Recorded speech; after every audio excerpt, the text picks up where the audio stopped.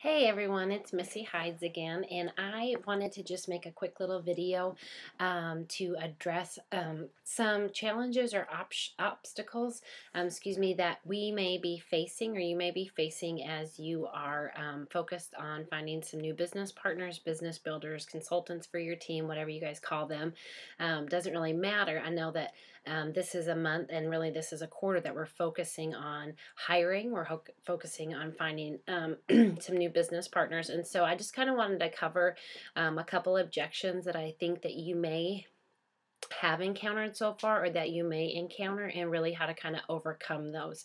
I've had a couple of conversations with some gals on my team and these common objections keep coming up, and so I thought it would be helpful if we just address them and gave you some ideas on how to overcome them, whether you're doing this in a one-on-one setting or whether you're at the closed table of a party.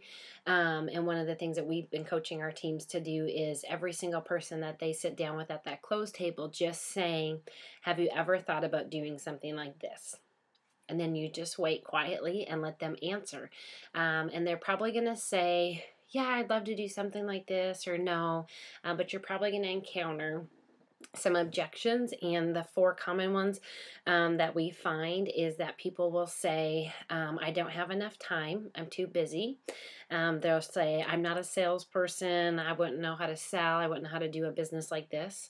Another objection you may find is people say, I don't know enough people.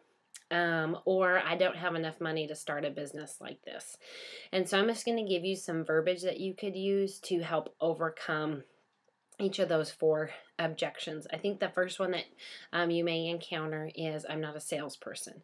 And I always say, great, I'm not either. I have a communications and background, and I was an office manager once I graduated. I think the only actual sales I've ever done is I was a server in a restaurant, and so I definitely don't have a sales background. And really, most of the time, people that are salesy don't do as well in a business like this, because this is really like a person-to-person business. And so really all that we're looking for is people that are nice, people that like to be around people, and people that are driven or are willing to set some goals and kind of work towards those goals. So that's great that you're not salesy, because that's not a requirement that we have to be successful in a business like this. So just kind of get that off the table for them as an excuse or an obstacle. They definitely do not need to be salesy. We're going to teach them the skills that they need to do a business effectively like this, but they don't need to have a sales background. The other objection you're going to face is people saying, I'm just too busy. I can never fit anything like this into my schedule. I just don't have enough time. What I would say in those situations, again, is whether they're too busy because they have a full-time job, whether they're too busy because they have kids, whether they're too busy because their husband's job is crazy, whatever it is, I always just say to that objection, great, you know what, if you're busy, I love busy people to partner with, because busy people, one, typically know a lot of people. Busy people are good with managing their time. Busy people, for the most part, are busy because they're willing to go after what they want, whether it's for themselves, for their family, for goals, for finances. So that just tells me that when people are busy, that means that they're really kind of willing to work hard towards what they want. And so one of the beautiful things about Arbonne is that we have the ability to leverage our time, which means that we can do a business like this on a full-time Arbonne schedule alongside a current profession or current job. So you just weave it into the nooks and crannies of your life. I'll help you map out and we'll kind of look at your week or your month and just see where pockets of time are that you could fill this in. If you would like to make a full-time income with Arbonne, I'm going to coach you to block out 8 times a month that you can do your business. And when you show people how to do that, then in turn you can actually make a more substantial income by teaching them to find 8 chunks of time a month that they can do their business. So I also tell people when they have the time objection that they are really in the majority of people that start a business with Arbonne. I would say probably 90 to maybe 95% of the people that start a business with Arbonne are working full time. And they're attracted to the opportunity of Arbonne because it's going to help get them out of that full time position and just have more time freedom. So when people tell me they're too busy to do a business like this, I'm never put off by that. I am just going to coach them and show them how to reprioritize time to find the time to do their business. And one thing too that you can say, and I always try to say it lightheartedly, I try to say it with a smile, and I always say it in a way that really communicates to them really the heart behind it, and it's not a judgment, but I just say, you know what, people say all the time, they're busy, and I know you're busy, I'm busy as well, but one of the mentors that I have one time just made a statement that I thought was really great, and they said, if you're too busy for something, or you say, I don't have enough time for X, whatever it is, whether it's an Arbonne business, whether it's to exercise, whether it's to go on a vacation, whether it's to volunteer, you're not really stating a fact, you're just stating a priority. And so if you're willing to reprioritize maybe some things, and I can show you how to do that, I believe that you can fit Arbonne into your current schedule. So you can use that as a way to overcome that objection. You don't have to say all of this to people. I'm just giving you lots of different verbiage that you could use.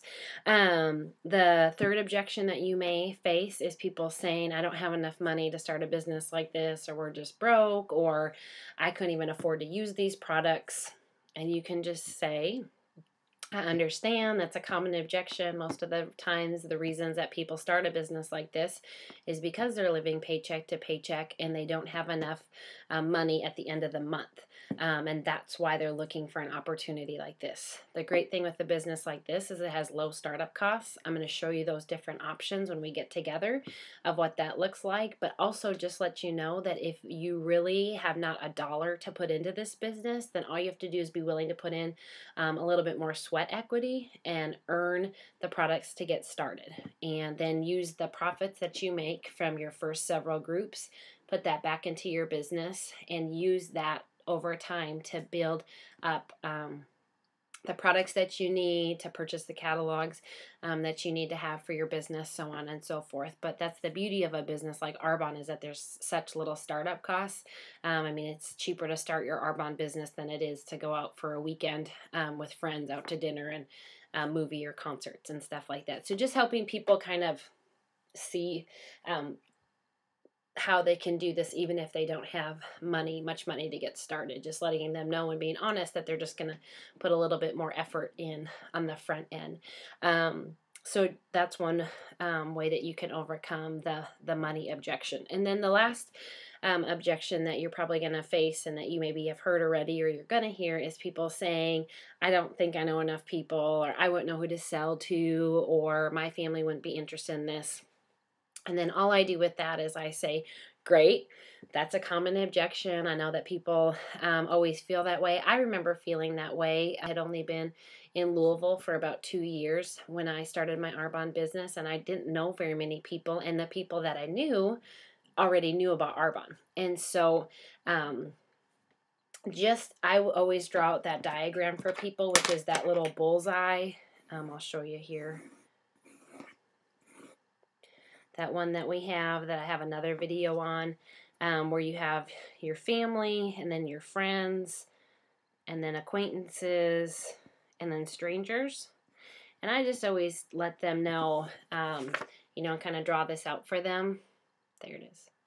That I'm really not looking to bombard their family and friends with Arbonne. We're absolutely going to share it with them. We're not going to be the undercover Arbonne agent, but our goal is really to help them not only share Arbonne's products with their circle of friends, but to get into other people's circles of friends and markets, and that we have skills that we can teach them how to do that, kind of do some different diagrams and help them brainstorm who they know and who they know who they know. And that's really a big reason why we do the groups, and we coach people to do 8 groups a month, is so that you're getting in front of, on average, 40 new faces every month. If you take those 40 faces that you meet each month, you optimize them, and you book as many parties as you can, or groups from those 40, you are going to start to build a very large network, a very large group of people that we say are in your funnel, and they're not people that you probably new when you started your business. So I always tell people, it doesn't, don't worry about that. If you're friendly, if you're willing to maybe meet some new people, if you're willing to get out of your comfort zone a little bit, I can absolutely teach you how to build a business like this by getting into other people's markets and meeting new faces. So just wanted to share those. If you guys have any questions or want to chat any more about this, always feel free to email me. It's missyhides@gmail.com, or you can always email Casey D'Alessio as well at CaseyD'Alessio@AOL.com, and we'll be happy to answer any other objections that you have or obstacles that you feel that you're facing. But we hope this is helpful for you. Practice this verbiage, get comfortable with these ways that you can overcome these objections, because you're only going to face a few. It's pretty standard what people's concerns are, and once you can answer these for the people, then there's really typically no reason why they say no to an opportunity like this. So hope that was helpful. Let's make it a great month.